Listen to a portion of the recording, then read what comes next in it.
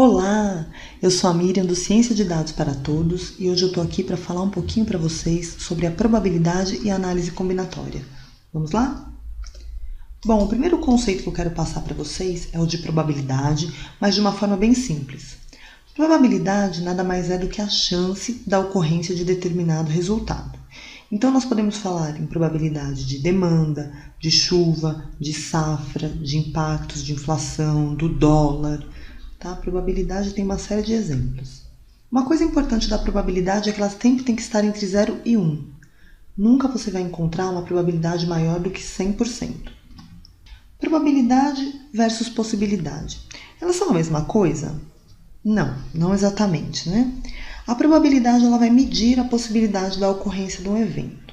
Então, se você falar para mim assim, Miriam, é possível que chova amanhã? Eu vou perguntar para você, e qual é a probabilidade? Aí você vai falar, eu vi no jornal que é 90%.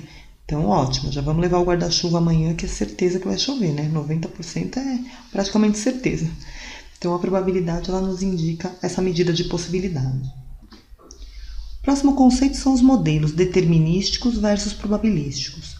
O modelo ele é determinístico quando você repete um experimento inúmeras vezes, em condições semelhantes, e vai chegar praticamente aos mesmos resultados.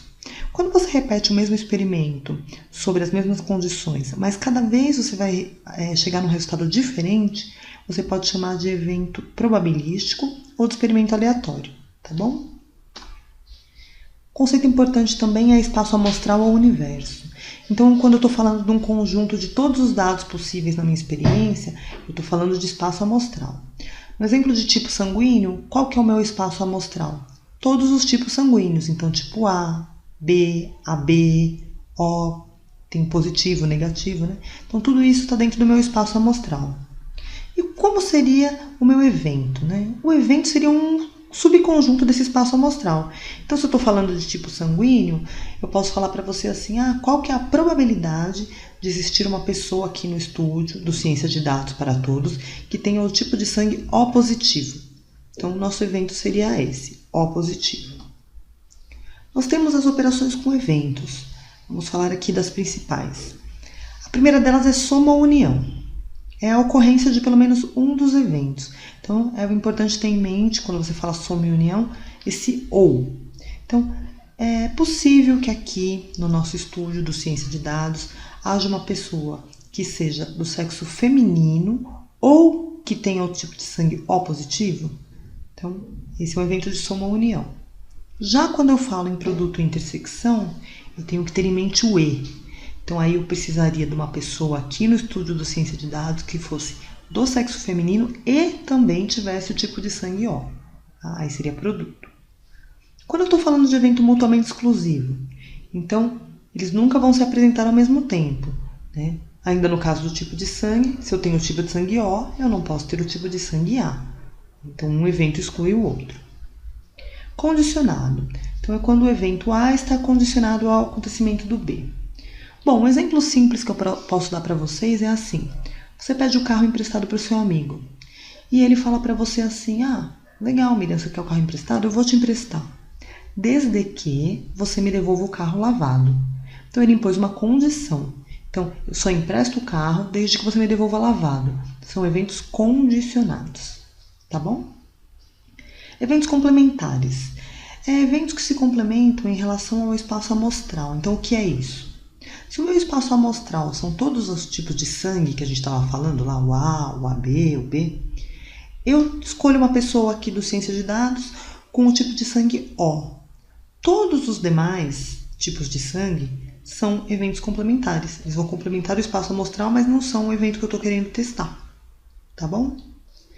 E eventos independentes, né? Esse é mais fácil. A ocorrência de um não interfere, não depende da ocorrência do outro. Bom, eu fiz um resuminho de operação com eventos, mas para vocês terem em mente os sinais que nós vamos usar nas fórmulas. Então, quando a gente está falando de união, tem esse Uzinho, o sinalzinho da intersecção. Quando os eventos são mutuamente exclusivos, né, que eles não podem aparecer ao mesmo tempo. E os complementares. Então, isso aqui é só um resuminho para vocês terem em mente. Falando um pouquinho de frequência absoluta e frequência relativa.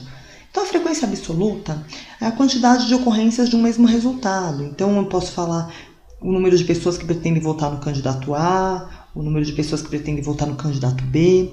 Agora, quando eu falo em percentual, aí a gente está falando de frequência relativa. Aí eu preciso saber, então, o total de, no caso, entrevistados, para saber o quanto por cento vai votar no candidato A, certo? Coisa importante aqui também, bem grifadinha, é a lei dos grandes números.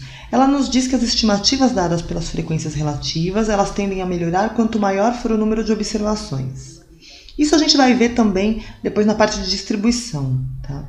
É óbvio que se eu tiver lá numa reunião de condomínio com 5 pessoas que estão participando e votar, vamos reformar a piscina, as 5 forem a favor, a gente vai reformar a piscina, porque na convenção diz que quem compareceu é que manda, não é? Mas de repente se eu tivesse os 300 condôminos na reunião, será que nós íamos decidir reformar a piscina? Será que seria unânime? Então quanto maior o número de pessoas, o número de dados que eu tenho, melhor vai ser a minha estimação. Outra coisa bem importante é o diagrama de Venn. O diagrama de Venn ele vai servir para organizar os conjuntos. Vocês vão ver muito um quadrado, né, ou um retângulo, que vai representar o espaço amostral com S, e vocês vão ver o círculo que vai representar os conjuntos. Probabilidade clássica. Tá? Isso daí é o principal da probabilidade. Ocorrência de um evento dado a quantidade de casos favoráveis sobre o total de possíveis. Essa é a formulinha básica da probabilidade. Então, isso daí também entra naquele conceito que a gente acabou de falar, né, de frequência relativa. Então, quantas pessoas foram favoráveis à minha piscina lá? 5.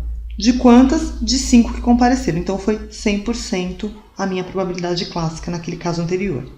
Tá bom? No próximo vídeo, nós vamos falar de evento de uma maneira mais aprofundada. Eu espero vocês lá.